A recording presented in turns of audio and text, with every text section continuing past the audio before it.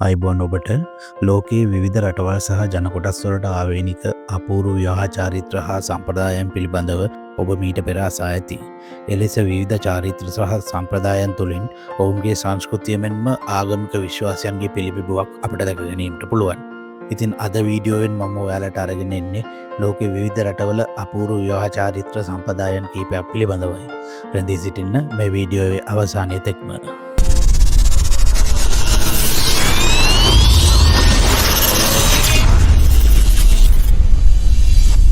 අංක 10 නෝර්වේජියානු මනාලියගේ කිරුළ.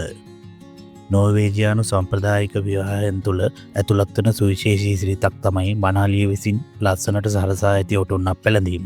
නෝර්වේජියානු භාෂාවෙන් බ්‍රොඩක්‍රෝන ලෙස හඳුන්වන මෙම කිරුළ සාමාන්‍යයෙන් රිදී හෝ රනින් සාදා තිබෙන ඉතා අලංකාර ආභරණයක්.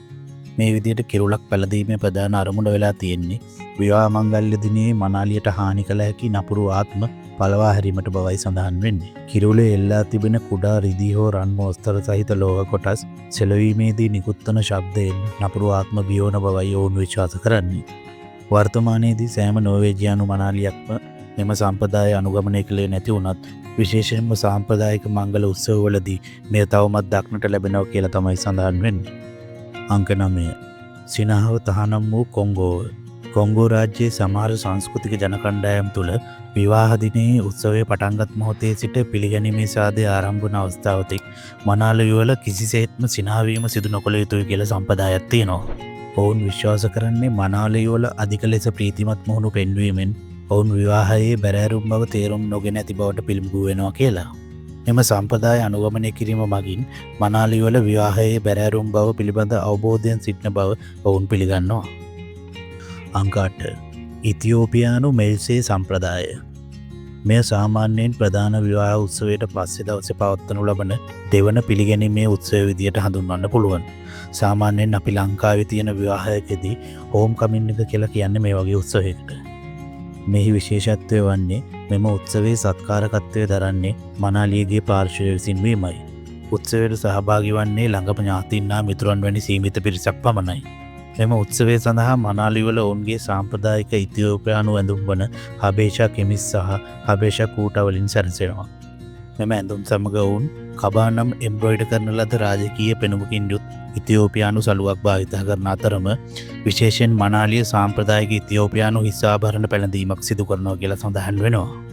මෙල්සේ උත්සවය මගින් මනාලිවලගේ පවුල් දෙකෙහි සමීප සබඳතාවය තවදුරටත් ශක්තිමත් කිරීම අර්ථවත් කරනවා කියලා තමයි සඳහන් වෙන්නේ. අංක 7 පිලිපීනයේ සුදු පරවියන් මුදා හැරීමේ සම්ප්‍රදාය. මංගල උත්සවයෙන් පසුව හෝ උත්සවය අවසානයේදී මනාලිවල විසින් පිරිමි සුදු පරවියෙකු සහ ගැහැණු සුදු පරවියෙකු කූඩුවකින් හෝ ඔවුන්ගේ අතින් අහසට මුදා හැරීම පිලිපීනයේ සාම්ප්‍රදායික විවාහ චාරිත්‍රයක් වෙනවා. මෙම සුදු පරවියන් අලුත විවාහ වූ යුවලගේ සාමකාමී සතුටින් පිරි නව ජීවිතය සංකේතවත් කරනවා කියලා තමයි පිලිපීන ජාතිකයන් විශ්වාස කරන්නේ.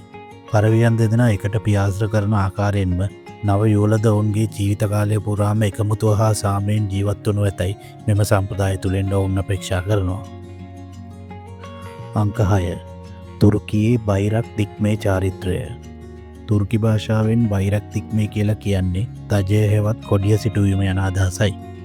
සාම්ප්‍රදායිකව මංගල උත්සවයේ දිනට පෙර හෝ උත්සවය ආරම්භ වන දින උදෑසන මනාලයාගේ මිතුරන් විසින් මනාලයාගේ නිවසට පැමිණ මංගල උත්සවයේ ආරම්භය සනිටුවන් කරමින් තුර්කි ජාතික දජය නිවසේ ප්‍රධාන ස්ථානයක හෝ හලේ සිටවනු ලබනවා. මෙම දජය සිටුවීමෙන් මනාලයාගේ නිවසේ විවාහ මංගල්‍ය කටයුතු නිල වශයෙන් ආරම්භ වූ බවට අසල්වැසියන්ට සංඥා කරනු ලබනවා. විවාහය සිදුවන ප්‍රදේශය අනුව දජය සිට වූ ස්ථානයට පළතුරු වර්ග කණ්ණාඩි වැනි දෑ ගෙනවිත් දැමීමෙන් යුවලගේ ජීවිතයට වාසනාව සහ දීප්තිය ගෙන එන බවයි තුර්කි ජාතිකයන් විශ්වාස කරන්නේ. අංක 5 ටූජියා ජනතාවගේ අඬන විවාහය. චීන භාෂාවෙන් කූ හුන් නමින් හැඳින්වෙන මෙම සම්ප්‍රදාය චීනයේ ටූජියා ජනවර්ගික කණ්ඩායමට අයත් ඉතා සුවිශේෂී සහ ප්‍රසිද්ධ චාරිත්‍රයක්. මංගල උත්සවයට මාසයකට පමණ පෙර සිට මනාලිය දිනපතා පැයක් පමණ අඬමින් මෙම චාරිත්‍රය ආරම්භ කරනවා. පළමු දින 10 තුලදී මනාලිය තනිව හඬන අතර දින 10කට පසු මනාලියගේ මවද ඇය සමග එකතු වී හැඬීම සිදු කරනවා. අවසාන දින 10ට එළඹීමේදී මනාලියගේ මිත්තණියද ඔවුන් සමග එකතු වන අතර මංගල උත්සවය ආසන්න වන විට පවුලේ අනෙකුත් සියලුම කාන්තා සාමාජිකයන් ඊට එකතු වන බව සඳහන් වෙනවා. මෙලෙස ඇඳීමෙන් දුකක් නිරූපණය නොකරන අතර නව යුවලට ආශිර්වාද කිරීම, මවට සහ මිත්තණියට ඔවුන්ගේ කරුණාවට කෘතඥතාව පළ කිරීම සහ මනාලිය තම පවුල හැර යාමට ඇති සුළු අකමැත්ත ප්‍රකාශ කිරීමක් සිදු කරන බවයි සඳහන් වෙන්නේ. හැඳීමේදී කාන්තාවන් ගීතයක තනුවක් ආකාරයට හඬන අතර ටූජියා ජනතාවට අනුව මංගල උත්සවයට පෙර මනාලිය හොඳින් හැඬුවේ නැත්නම් ඇගේ විවාහය අවාසනාවන්ත වනවා කියලා විශ්වාසයක් ඔවුන් තුළ තිබෙනවා. අංක 4. ඉන්දීය වෘක්ෂ විවාහය සහ දෝෂ භංගය.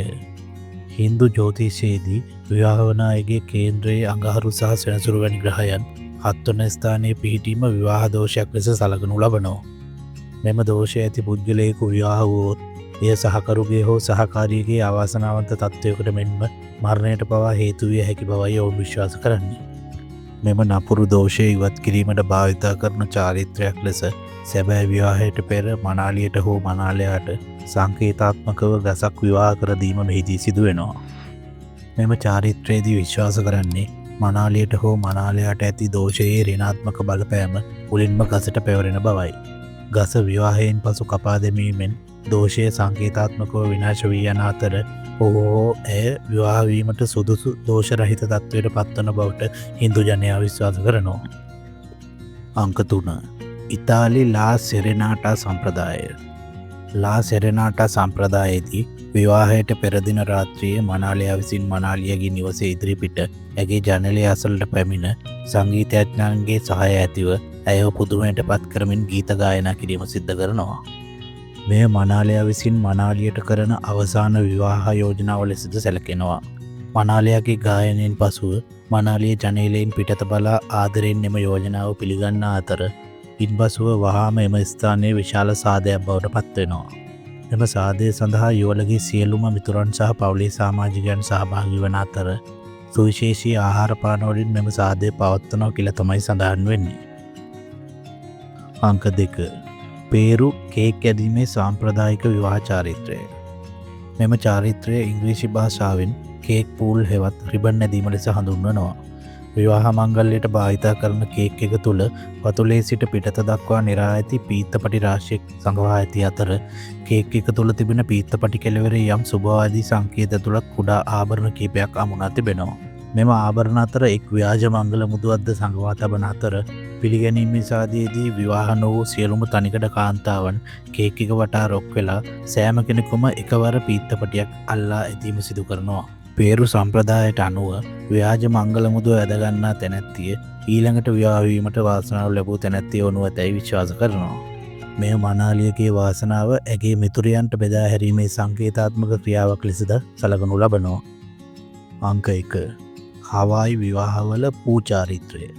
පූ යනු හවායි භාෂාවෙන් හක්ගෙඩිය හැඳින්වීමට භාවිතා කරන වචනයක්. හවායි ජනයා පුරාණ කාලයේ සිටම පූ පිඹීම වැදගත් පුද්ගලයෙකුගේ පැමිණීම හෝ සිදුවීමක ආරම්භය නිවේදනය කිරීමට මෙන්ම පාරිශුද්ධ ස්ථානයකට පිවිසීමට පෙර අවසර ඉල්ලීමට භාවිතා කරලා තියෙනවා. විවාහ උත්සවයක් ආරම්භ කිරීමට පෙර පූජකවරයා විසින් පූ එකක් පිඹිටු ලබන්නේ ශුද්ධ වූ අවකාශයක් නිර්මාණය කිරීමට, සියලු යහපත් ආත්මයන්ට ආරාධනා කිරීමට සහ උත්සවය ආරම්භ කිරීම නිල වශයෙන් නිවේදනය කිරීමට බවයි සඳහන් වෙන්නේ.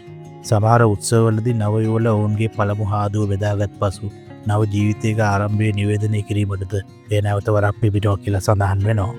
මේ වගේ දැනුමෙන් පිරුණු අලුත් වීඩියෝ නරඹන්න අපගේ හොඳම එක YouTube නාලිකාව සබ්ස්ක්‍රයිබ් කරලා තියාගන්න. ඊළඟ වීඩියෝවෙන් හමු වනතුරු ඔබට සුබ දවසක්.